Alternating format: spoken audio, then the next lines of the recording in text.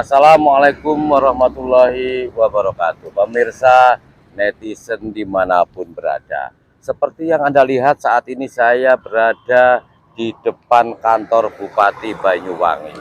Nah, kami ingin mengurai berkaitan dengan adanya gugatan citizen lawsuit atau gugatan warga negara. Hal ini berkenaan dengan penandatanganan Bupati Banyuwangi Epuk Pistiandani dalam berita acara kesepakatan antara batas wilayah Banyuwangi dengan Kabupaten Bondowoso subsegmen Kawah Ijen pada tanggal 3 Juni 2021, di mana dalam berita acara kesepakatan tersebut Bupati Banyuwangi telah menyerahkan sepertiga kawasan Gunung Ijen ke Kabupaten Bondowoso. Hal inilah yang sekarang menjadi sebuah masalah besar, terutama bagi warga negara. Itulah sebabnya tim 5 Kaukus Advokat Muda Indonesia yang disingkat kami melakukan gugatan citizen lawsuit melalui Pengadilan Negeri Banyuwangi. Nah, mengapa kita harus menggugat masalah penyerahan izin ini? Karena ini menyangkut masalah dua hal penting. Pertama adalah Bupati Banyuwangi telah merampas rasa bangga, rasa memiliki dari warga Banyuwangi terhadap ikon Kawah Ijen. Kemudian yang kedua, Bupati Banyuwangi telah melakukan sebuah kebijakan yang dimana di situ telah berdampak luas. Dan yang paling menarik adalah di sini ternyata Bupati Banyuwangi tanpa melibatkan partisipasi publik dan atau persetujuan DPR. Baik, salah satu rekan kami ternyata juga telah melakukan sebuah polling independen untuk menjangkau sejauh mana animo masyarakat dan kepeduliannya terhadap Ijen Banyuwangi sebagai ikon kebanggaan. Kami akan berbincang-bincang dengan penggagas adanya polling independen tersebut. Seperti apa hasilnya dan bagaimana animo masyarakat terhadap ikon kebanggaan Banyuwangi, yaitu Kawah Ijen. Baik, kita akan menuju ke sebuah titik yang sudah kita janjikan untuk melakukan wawancara khusus berkenaan dengan polling independen tersebut. Mari.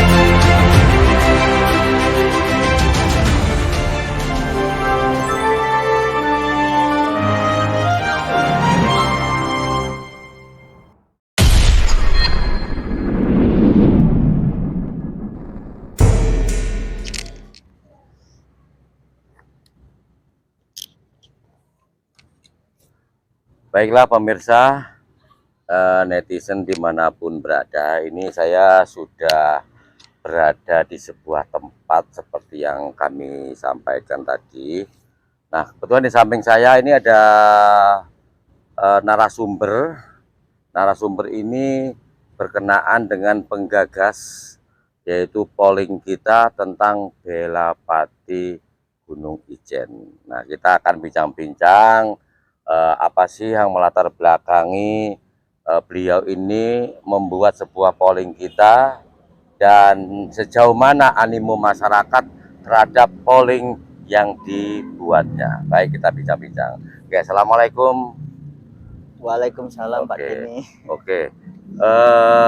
Sebelum kita lanjut, saya ingin tahu dulu juga pemirsa biar mengenal dengan baik, nama lengkap jenengan siapa? Nama lengkap saya Khoirul Hidayanto. Khairul Hidayat. Cuma biasa dipanggil Khoirul gitu aja. Khairul ya. Tapi teman-teman yang lain banyak memanggil sampean itu Bang Irul gitu loh. Iya Bang Irul. Lebih familiar, akrab, ya. lebih familiar. Oke, Bang Irul, ini kan seperti yang kita tahu saat ini tim 5 kami yaitu Kaukus Advokat Muda Indonesia ini kan sejak tahun lalu sudah mengadakan gugatan citizen lawsuit, yaitu atau gugatan warga negara. Nah, ini berkenaan dengan penyerahan sepertiga kawasan Gunung Ijen oleh Bupati Banyuwangi Ipuk Krisdiani kepada Kabupaten Bondowoso. Yang menarik di situ bahwa ketika penyerahan itu kan Bupati Ipuk tidak melibatkan partisipasi publik, ya. Kedua juga tanpa minta persetujuan DPR. Ini sesuai amanah Undang-Undang Nomor 23 Tahun 2014 tentang pemerintahan daerah. Ini bahwa di situ ada eksekutif, ada legislatif, kan begitu. Nah, sementara Ijen ini udah sejak berabad-abad menjadi ikon kebanggaan Banyuwangi, kan gitu. Ya, ikon Nah, Banyuwangi. jadi tim 5 kami ini melakukan gugatan ini karena pertimbangannya ini dua hal dalam gugatan citizen lawsuit itu. Pertama, karena Bupati Banyuwangi merampas hak-hak rakyat. Apa hak rakyat itu? Rasa memiliki, rasa bangga kepada Ijen. Kedua, yaitu kebijakan strategis yang berdampak luas. Nah, pertanyaannya sekarang, Iya. apa sih yang melatar belakangi sehingga Bang Irul itu begitu tertarik untuk membuat polling kita itu? Jadi yang pertama, saya itu terus terang prihatin dengan adanya gejolak-gejolak, aksi-aksi demo, protes maupun apapun saat setelah pelepasan sepertiga Ijen itu. Ya, 3 Juni tahun 2021. Ya. Waktu itu kan demo sampai berjilid-jilid oleh mahasiswa maupun aktivis di Banyuwangi sampai di depan Pemda ini. Pemda ini ya, full ya Pak. Setelah itu berita terus sampai berhari-hari. Tuntutannya mendesak agar Bupati Banyuwangi menarik kembali, mencabut kembali terkait surat pelepasan sepertiga Ijen. Penandatanganan berita acara kesepakatan ya. Akhirnya memaksa Bupati Banyuwangi yang sekarang ini Bupati Ipuk itu berstatement di depan media bahwasanya dia bersedia untuk mencabut berita acara penyerahan sepertiga Ijen itu. Namun faktanya sampai saat ini juga nggak ada kabar sampai dilakukan gugatan warga negara oleh tim 5 kami. Tim 5 kami ya. Akhirnya saya berinisiatif, kalau memang Ijen ini sebagai ikon Banyuwangi, otomatis semua warga masyarakat Banyuwangi pasti merasa memiliki. Ya, terpanggil juga ya, pastinya. Terpanggil. Ya. Akhirnya saya membuat namanya polling kita terkait Belapati Ijen. Polling ini melibatkan koresponden seluruh masyarakat Banyuwangi. Jadi pilihannya di situ ada dua, antara pilihan pertama melepas, pilihan yang kedua meminta kembali. Minta kembali ya. Faktanya setelah polling ini digelar sampai 2 minggu, antusias warga masyarakat Banyuwangi ini sangat tinggi. Kurang lebih ya 650-an suara. Yang sudah kalau kita lihat di ini ya, di tempat ini, di laptop ini kan sudah mencapai 97%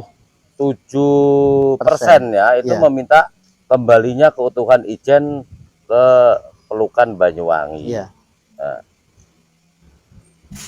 Ini di sini 97,4% atau totalnya 640 suara meminta Ijen kembali ke Banyuwangi. Artinya nggak ingin kehilangan masyarakat Banyuwangi ya. Ya, karena Ijen sendiri ini sudah menjadi ikon satu-satunya di mana Banyuwangi ini dikenal di seluruh nasional bahkan mancanegara terkait Blue Fire-nya. Blue Fire terutama ya, Blue Fire. Ini Pak Irul, ini ada pertanyaan menarik ini. Di situ kan di polling ini kan kita tertulis di sini jelas Belapati Ijen. Kira-kira pemilihan nama Belapati Ijen ini apa yang menjadi alasan itu kira-kira? Jadi kalau merunut dalam sejarah Banyuwangi itu ada sejarah Belapati. Belapati itu perang demi memperjuangkan tanah Banyuwangi. Nah, ini terkait pelepasan Ijen dari Banyuwangi ke Bondowoso. Ini juga perlu perjuangan juga. Belapati ya, Iya, dari Belapati. Makanya saya pilih tema Belapati Ijen. Belapati itu muncul pertama justru Perang Bayu tahun 1771 yang dipimpin oleh Rempek Jokopati. Nah, ini dimulai karena tadi disebutkan ingin mempertahankan harga dirinya Banyuwangi dari kaum penjajah. Nah, apakah ini juga menjadi alasan Banyuwangi ini dengan menggunakan istilah Belapati itu karena ada penjajahan terselubung gaya baru mungkin? Kalau saya tinjau dari perkembangan yang terjadi di Puncak Ijen, itu adanya penjajahan kapitalis. Kapitalis ya, udah masuk berarti ya. Ya, jadi investor masuk ke sana untuk pengembangan Puncak Ijen. Akhirnya memaksa bupati untuk melepaskan sepertiga Ijen ini. Bisa dilihat di situ sudah mulai penataan kawasan Puncak Ijen, mulai dari kereta gantung dan sebagainya. Bahkan sepanjang lingkar kawah itu sudah mulai dibangun pagar. Ini investor yang masuk juga dari luar juga. Berarti itu berkenaan dengan pengeboran gas alam berarti itu ya? Kalau ke arah sana kemungkinan saya kurang tahu betul ya. Cuma informasinya ya gas alam itu pun juga rencananya akan melakukan perluasan wilayah. Wilayah, ya. Mau nggak mau masuk wilayah ke sini juga berarti ya? Kemungkinan. Oke, sekarang gini, Bang Irul ini kan inten banget ya dalam perjuangan untuk mengembalikan keutuhan Ijen ke Banyuwangi. Bahkan ini yang menarik, waktu itu Bang Irul terlibat langsung dan bersedia sebagai saksi ya. Kalau teman-teman menyebutnya ini saksi demit dari Kawah Ijen. Di saat banyak saksi sebelumnya ketika menyatakan siap awal, begitu menjelang hari H mereka menghilang begitu saja. Kira-kira apakah juga ini ada hubungannya keterpanggilan jiwa untuk Belapati Ijen, ataukah mungkin karena memahami tentang posisi Ijen itu sebagai ikon Banyuwangi? Jadi pertama yang menggerakkan jiwa saya itu karena rasa prihatin satu. Yang kedua, saya memantau terus mengikuti perkembangan terkait gugatan pelepasan Ijen ini. Mulai dari panggilan saksi pertama, kedua, ketiga, ini tidak ada yang hadir. Menghilang tanpa ada kabar saat sidang. Akhirnya saya memutuskan sebagai saksi dedemit. Maksudnya saksi dedemit ini saksi yang memang tidak pernah takut, punya keberanian dalam menyampaikan kebenarannya. Ya. Terus seberapa paham sih Bang Irul ini kaitannya persoalan Ijen ini sehingga teman-teman tim 5 kami ini untuk menggugat supaya kembali kawasan Gunung Ijen secara utuh ke Banyuwangi ini? Mungkin ada kan Bang Irul kan juga profesinya dunia pers ya, paham betul ya. Apa sih yang diketahui di balik itu semua? Jadi yang saya ketahui saat saya berprofesi sebagai pers, mengikuti perkembangan yang terjadi, bahwa faktanya memang benar adanya pelepasan Ijen dari Banyuwangi ke Bondowoso berdasarkan berita acara. Ya, betul. Yang kedua, memang benar Bupati Banyuwangi telah berstatement di hadapan puluhan media untuk mencabut surat berita acara yang dikirimkan ke Kemendagri. Betul. Yang ketiga, fakta bahwa ternyata saat penandatanganan berita acara tanpa sepengetahuan atau tanpa melibatkan DPRD Kabupaten Banyuwangi. Hal ini pun saya waktu itu langsung konfirmasi langsung kepada para anggota Dewan DPRD-nya ya. Sempat mau dilakukan interpelasi cuma gagal kan gitu. Kalah suara ya dengan pendukungnya Bupati saat ini ya.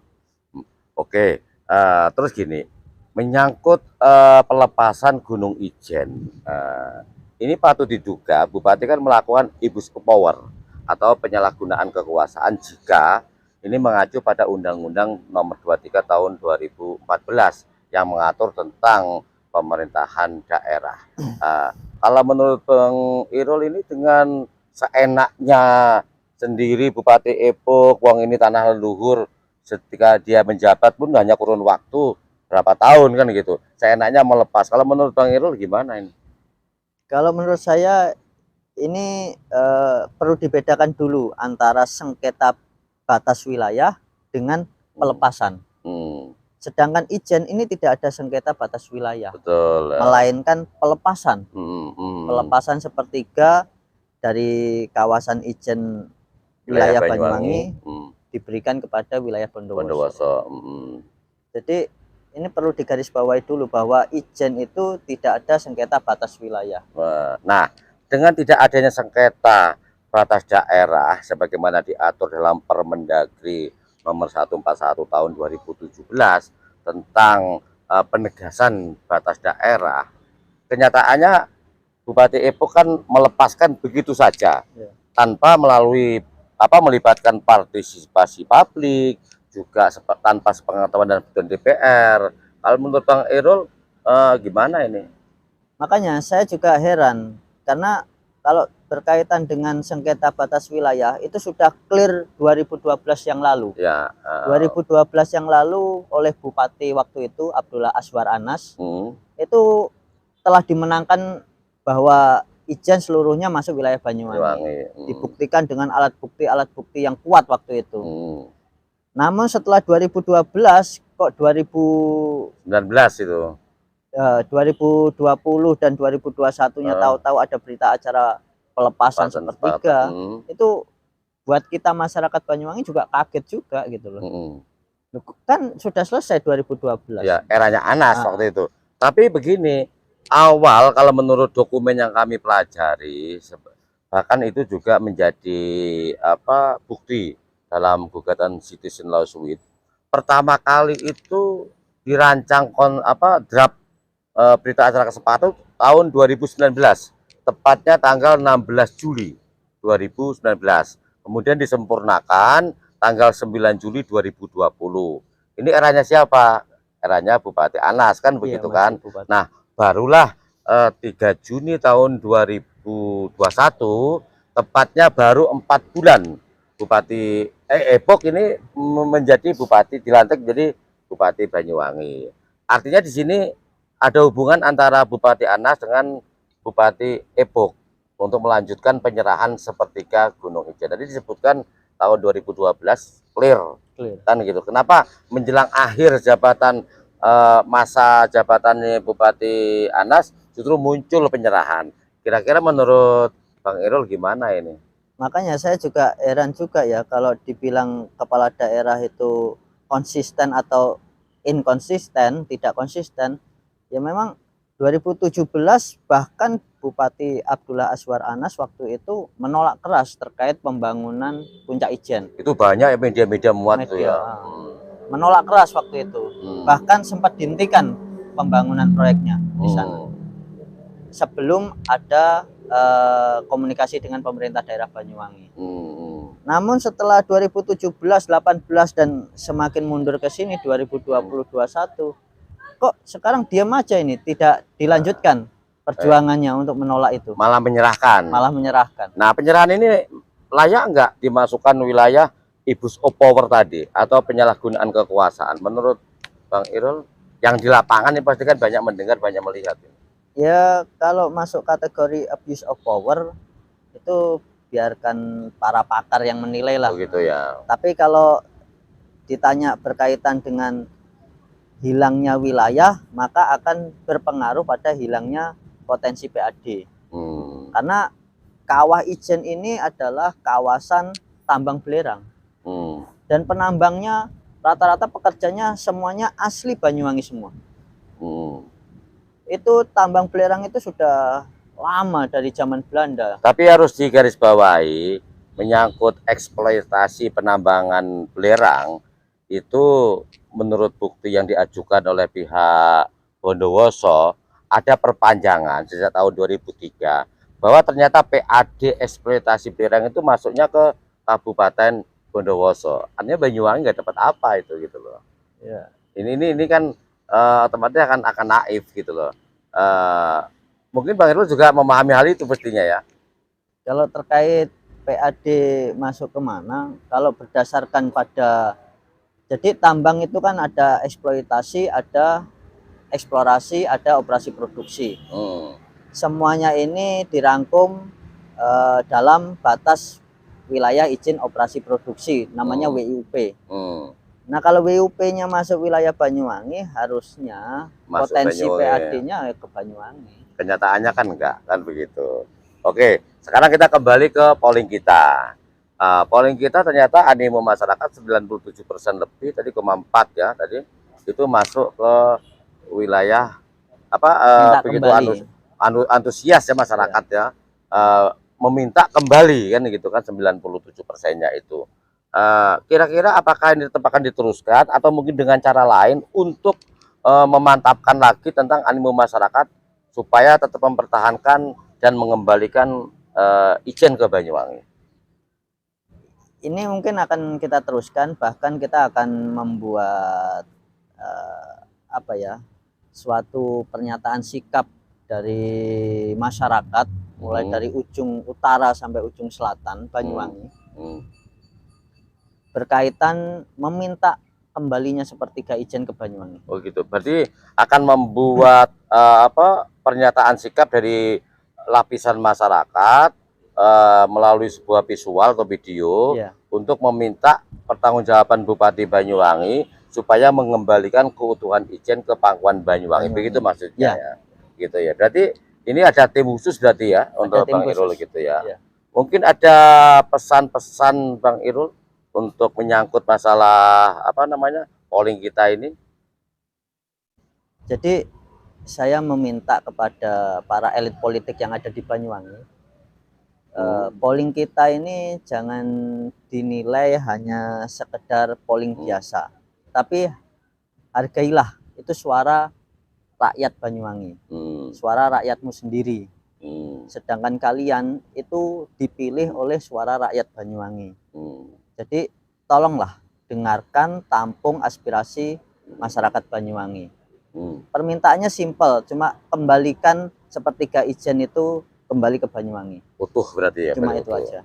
Pemirsa, itu tadi permintaan dari Bang Irul ya sebagai penggagas polling kita tentang bela Pati Ijen, yang intinya itu meminta kembalinya keutuhan Ijen ke Pangkuan Banyuwangi.